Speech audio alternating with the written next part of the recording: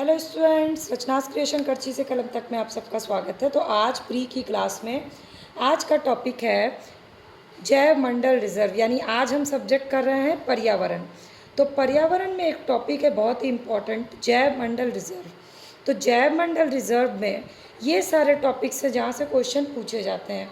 ये टॉपिक है, इसके सब टॉपिक्स या कीवर्ड्स क्या हैं वो मैं अलग अलग करके आपको बताऊँगी। और तरीका मेरा वही होगा, पहले बैक ईयर क्वेश्चन से नए क्वेश्चन और क्या बन सकते हैं, यानी फॉरवर्ड लिंक क्वेश्चन। दो बुक, जिसमें से एक बुक मेरी खुद की लिखी हुई है अद्यतन पर्यावरण, उससे, और एक और एनसीईआरटी से कवर कराते हुए मैं आपको सारा इन्वायरमेंट का टॉपिक कवर करवा रही हूँ। इससे रिलेटेड और भी वीडियोस की लिंक मैंने डिस्क्रिप्शन बॉक्स में शेयर कर दी है। तो आज हम लोग करेंगे ऊपर से राष्ट्रीय उद्यान और जैव मंडल रिजर्व से। 15 मिनट की वीडियो होगी। अगर 15 मिनट में कंप्लीट नहीं होगा तो मैं सेकंड पार्ट या थर्ड पार्ट, 3 पार्ट में इसको कंप्लीट कराऊंगी। तो चलिए शुरू करते हैं। जैव मंडल रिजर्व, जिसके टॉपिक्स हैं राष्ट्रीय उद्यान, जैव मंडल रिजर्व, जैव मंडल आरक्षित क्षेत्र, राष्ट्रीय वन्य जीव अभ्यारण्य, पक्षी विहार और प्रोजेक्ट टाइगर। इसके अलावा एक और टॉपिक है विविध में कर देंगे। तो इस तरह से आपका इतने सारे टॉपिक्स के तहत जैव मंडल रिजर्व खत्म होगा। तो चलिए शुरू करते हैं। तो सबसे पहले राष्ट्रीय उद्यान। राष्ट्रीय उद्यान क्या होता है? जब जैव विविधता को संरक्षण देना होता है, यानी उनको संरक्षण देने के लिए जितनी विविधता हमारे यहाँ है या किसी भी कंट्री में, तो जैव विविधता को जब संरक्षण देना होता है तो उसके लिए कई तरह की विधि अपनाई जाती है। और इन संरक्षित क्षेत्रों की स्थापना करना एक विधि उसमें से एक है। तो संरक्षित क्षेत्र में ही आता है एक राष्ट्रीय उद्यान वन। तो इसमें राष्ट्रीय उद्यान है, वन्य जीव अभ्यारण्य है, संरक्षण रिजर्व है और सामुदायिक रिजर्व है। 4 होते हैं जैव विविधता को संरक्षण देने के लिए। आप पहले देखते हैं राष्ट्रीय उद्यान के बारे में। तो देश में जो भी वन्य जीव की सुरक्षा और संरक्षण के लिए राष्ट्रीय उद्यान या वन्य जीव की स्थापना की गई, वो सारे राष्ट्रीय उद्यान की कैटेगरी में आते हैं। अब मैं आपको एक चीज़ बताती हूँ जिसमें आपके लिए भी सवाल है। जो लास्ट डाटा था उस हिसाब से देश में टोटल 769 संरक्षित क्षेत्रों का नेटवर्क स्थापित है। ओके, जो कि टोटल कितने एरिया में, ये सारे क्वेश्चन पूछे गए हैं। 16,2072.49 वर्ग किलोमीटर है ये क्षेत्र है। यानी देश के कुल भौगोलिक क्षेत्रफल का 4.93% पर ये संरक्षित क्षेत्र विस्तारित किए गए हैं, जिसके अंतर्गत आते हैं 103 राष्ट्रीय उद्यान, 544 वन्यजीव अभ्यारण्य, 76 संरक्षण रिजर्व और 46 सामुदायिक रिजर्व। तो भारत के अधिकांश वन्य जीव संरक्षित क्षेत्र जो है वो किस एरिया में है? ये घने जंगल में है। और इस संरक्षित क्षेत्रों से हमें क्या लाभ मिलता है उससे भी सवाल पूछे गए हैं। पर पहला आपका क्वेश्चन का एरिया ये है। अब इसमें आपको क्या करना है, ये मैंने आपको जो लास्ट डाटा भारत में दिया हुआ है उसके अकॉर्डिंग बताया है। लेकिन आपको क्या करना है, करंट डाटा नेट से सर्च करके मुझे कमेंट सेक्शन में कमेंट करके बताना है। मैं चेक करूँगी जिसका सही होगा और उसके बाद मैं आपको लेटेस्ट डाटा बताऊँगी। तो आपको पहला काम, ये आपके लिए होमवर्क है। फिर से रिपीट कर लीजिए। 769 संरक्षित क्षेत्र हैं, 162,072.59 वर्ग किलोमीटर में फैला हुआ है। देश के कुल क्षेत्रफल का 4.93% है। 103 राष्ट्रीय अभ्यारण्य है, राष्ट्रीय उद्यान है, 544 वन्यजीव हैं अभ्यारण्य, 76 संरक्षण रिजर्व और 46 सामुदायिक रिजर्व। और सबसे ज़्यादा किस क्षेत्र में? घने जंगलों के क्षेत्र में। अब हम देखते हैं कि आखिर इस संरक्षित क्षेत्रों का लाभ क्या है।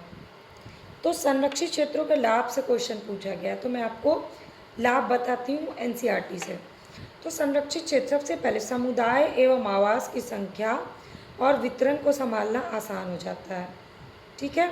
दूसरा, वर्तमान जाति की आनुवांशिक विविधता का रक्षण होता है, क्योंकि बहुत सारी जातियाँ होती हैं वो ख़त्म होने लगती हैं, उनको संरक्षण देने के लिए इससे फ़ायदा होता है।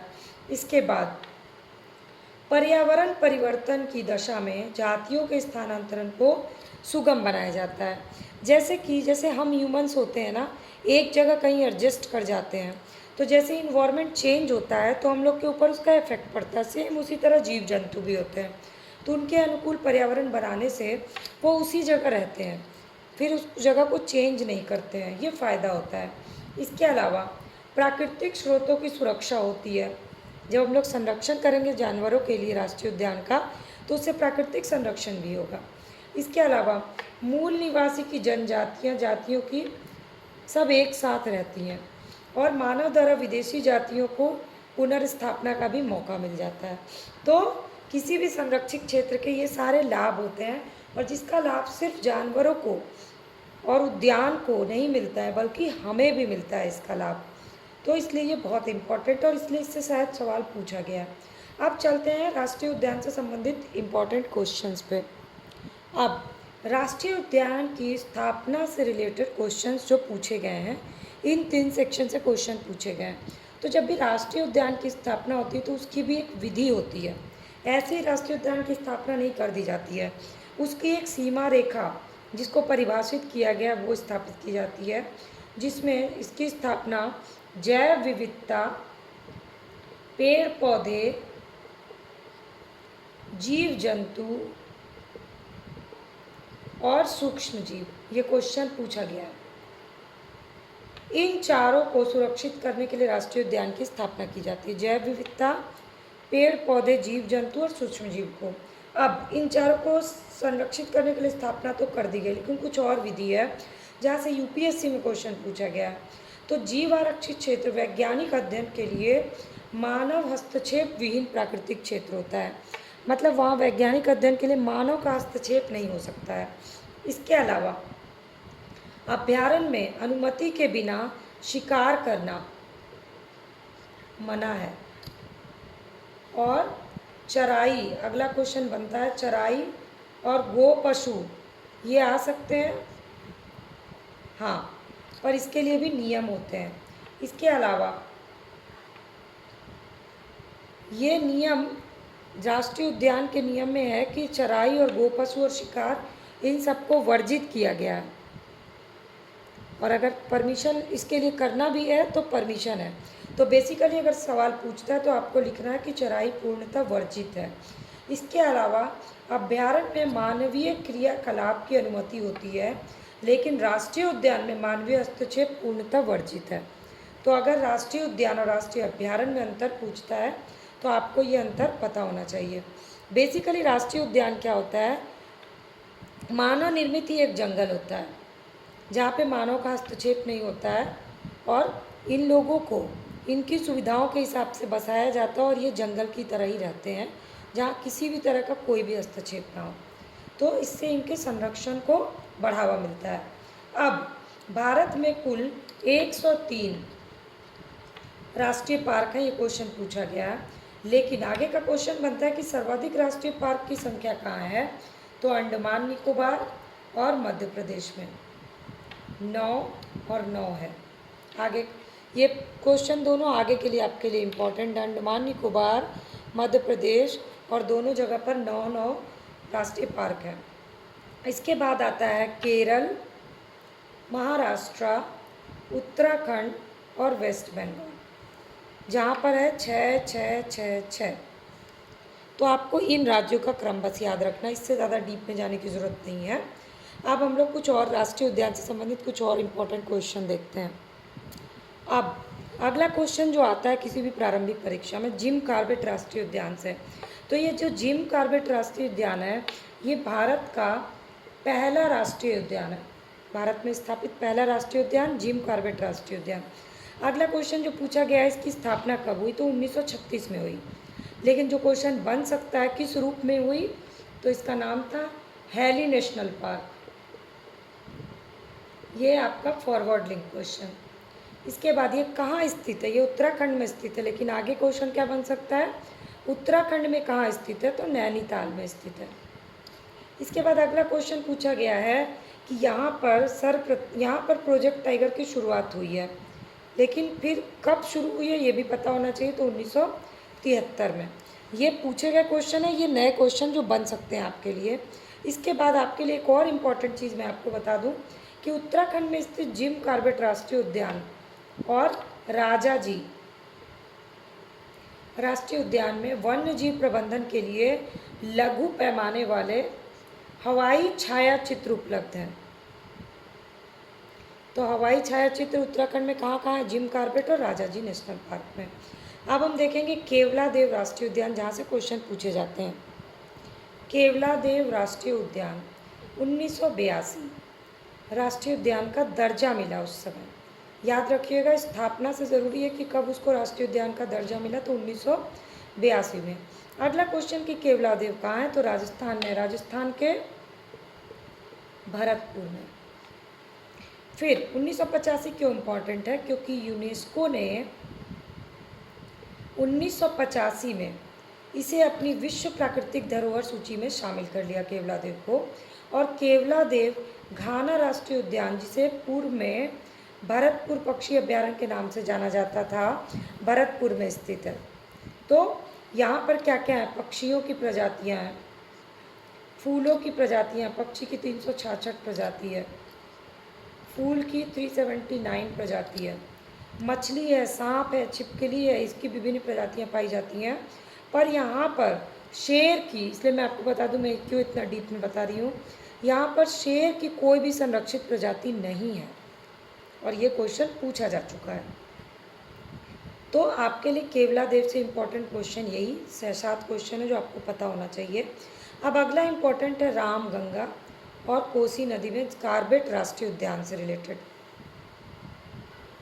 तो अब लोग फटाफट से थोड़ा करते हैं आप, क्योंकि बाकी के क्वेश्चन वन लाइनर है, बहुत ज़्यादा इसमें डीप में जाने की ज़रूरत नहीं है। तो ये जो कॉर्बेट राष्ट्रीय उद्यान है, 2 नदी है, रामगंगा और कोसी,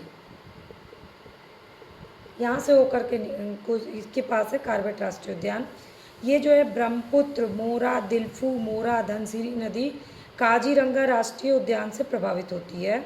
और कुंती पुजहा नदी जो है वो साइलेंट वैली, तो ये मैचिंग में आता है आपके क्वेश्चन। साइलेंट वैली राष्ट्रीय उद्यान से होकर गुजरती है कुंती पुजहा नदी, रामगंगा और कोसी गुजरती है कॉर्बेट राष्ट्रीय पार्क से, और ब्रह्मपुत्र गुजरती है काजीरंगा राष्ट्रीय पार्क से। ये 3 क्वेश्चन मैचिंग क्वेश्चन है, आपसे पूछा जा चुका है। इसके अलावा गैंडा को पुनर्वासित करने का कार्य कहाँ चल रहा है? ये क्वेश्चन है, दुधवा राष्ट्रीय उद्यान में चल रहा है। इसके अलावा ये उद्यान उत्तर प्रदेश के लखीमपुर खीरी में है, और 1984 में दुधवा राष्ट्रीय उद्यान में प्रथम गैंडा पुनर्वास योजना शुरू की गई। इसलिए दुधवा जो राष्ट्रीय उद्यान जो है यूपी में, वो आपके लिए इम्पॉर्टेंट हो गया। और यहाँ पर अभी द्वितीय गैंडा पुनर्वास योजना चल रहा है, ये करंट से रिलेटेड। इसके बाद आते हैं बांदीपुर राष्ट्रीय उद्यान, ये कहाँ है? कर्नाटक में। इसके बाद है पिन वैली राष्ट्रीय उद्यान, ये कहाँ है? हिमाचल प्रदेश में, लाहौल और स्पीति जिले में।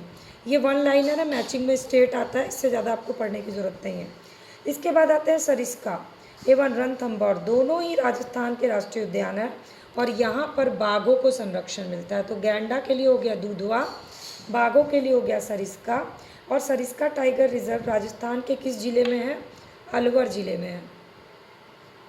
1955 में वन्य जीव अभ्यारण्य वर्ष 1978 में टाइगर रिजर्व के रूप में घोषित किया गया। सरिस्का को वन्य जीव अभ्यारण्य 1955 में और टाइगर रिजर्व 1978 में घोषित किया गया। इसके बाद आता है आपका सलीम अली राष्ट्रीय उद्यान, ये कहाँ है? जम्मू कश्मीर में, और इसका नाम बदल करके सिटी फॉरेस्ट राष्ट्रीय उद्यान का नाम परिवर्तित करके ही रखा गया सलीम अली राष्ट्रीय उद्यान। तो ये सारे वन लाइनर क्वेश्चन पूछे जा चुके हैं, और जो इम्पोर्टेंट पूछे जा सकते हैं वो मैंने आपको इधर बता दिया। अब एकदम फटाफट वाले क्वेश्चन है जो आपको बहुत ध्यान से देखना है। तो अब ये वो कीवर्ड्स हैं जहाँ से क्वेश्चन क्वेश्चन में वन लाइनर क्वेश्चन पूछे जाते हैं, और बहुत ज़्यादा डीप में नहीं पूछे जाते हैं। सबसे पहले बांधवगढ़, और सबसे पहले अगर आप अभी तक वीडियो देख रहे हैं तो प्लीज़ वीडियो को लाइक बटन को दबाइए, चैनल के सब्सक्राइब कर लीजिए ताकि फ्री ऑफ कॉस्ट रोज़ की क्लास की वीडियो अपडेट आपको मिल जाए। और कमेंट सेक्शन में कमेंट करके मेरे सवाल का जवाब और अपने कोई सवाल होंगे तो ज़रूर मैसेज करिएगा। तो बांधवगढ़ राष्ट्रीय उद्यान कहाँ है? मध्य प्रदेश में है, शहडोल मंडल के उमरिया ज़िले में। 1968 में इसको राष्ट्रीय उद्यान घोषित किया गया, और मुख्य रूप से ये किस लिए फेमस है? सफ़ेद बाघ के लिए। और इसके बाद आता है आपका दांडेली, दांडेली कहाँ पर है? कर्नाटक में। और इसके लिए इतना ही है कि ये किस राज्य में, इतना ही इम्पोर्टेंट है। बांधवगढ़ थोड़ा इम्पोर्टेंट इसलिए था क्योंकि यहाँ पे सफ़ेद बाघ के लिए फेमस है। इसके बाद आपका आता है राजा जी। अब राजा जी का देखते हैं। राजा जी राष्ट्रीय उद्यान पहले ही बता दिया मैंने, उत्तराखंड में है। 3 जिले, देहरादून, हरिद्वार और पौड़ी गढ़वाल, 3 जिलों में स्थित है। इसलिए आपके लिए राजा जी जो है ये बहुत इंपॉर्टेंट है, राजा जी राष्ट्रीय उद्यान। इसका जो नामकरण वो स्वतंत्र भारत के प्रथम भारतीय और अंतिम गवर्नर जनरल सी राजगोपालाचारी ने, इन्हीं के नाम पर किया गया, राजा जी। और ये राष्ट्रीय उद्यान 3 सेंचुरियों जैसे राजा जी सेंचुरी, मोतीचूर सेंचुरी और चीला सेंचुरी को मिला करके 1983 में बनाया गया और 2015 में इसको टाइगर रिजर्व के रूप में घोषित किया गया। तो इन सबसे ज़्यादा इम्पोर्टेंट आपके लिए हो गया राजा जी राष्ट्रीय उद्यान से रिलेटेड ये सारे क्वेश्चन। स्ट्रेट फॉरवर्ड क्वेश्चन सिर्फ ये पूछा है कि कहाँ स्थित है। 3 जिले आपके लिए इम्पोर्टेंट है, किसके नाम पे पड़ा, कब बना और कब इसमें टाइगर रिजर्व शुरू हुआ, ये 4 क्वेश्चन और ज़्यादा इम्पोर्टेंट है।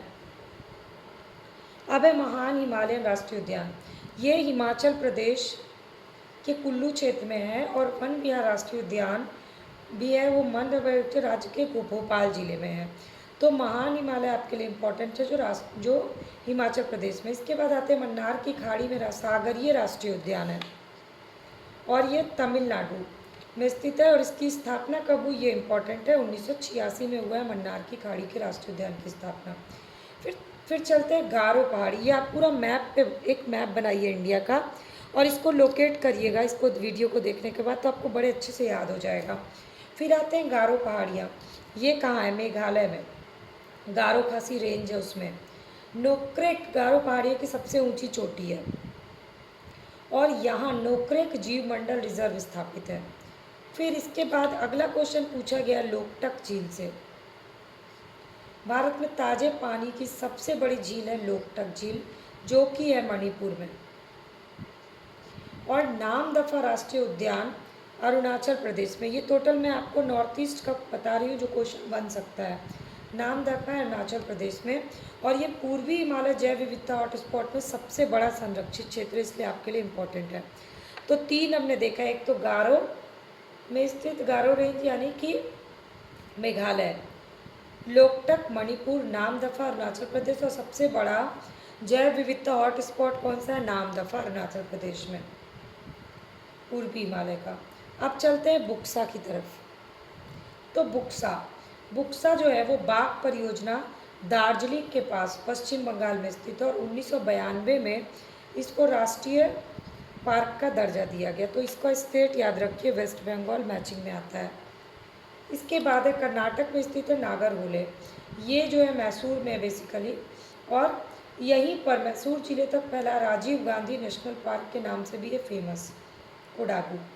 तो ये सारे क्वेश्चन पूछे गए हैं। कुछ और क्वेश्चन है वन लाइनर जो लेस इंपॉर्टेंट है, मैं आपको बता दूं। बेतला राष्ट्रीय पार्क बिहार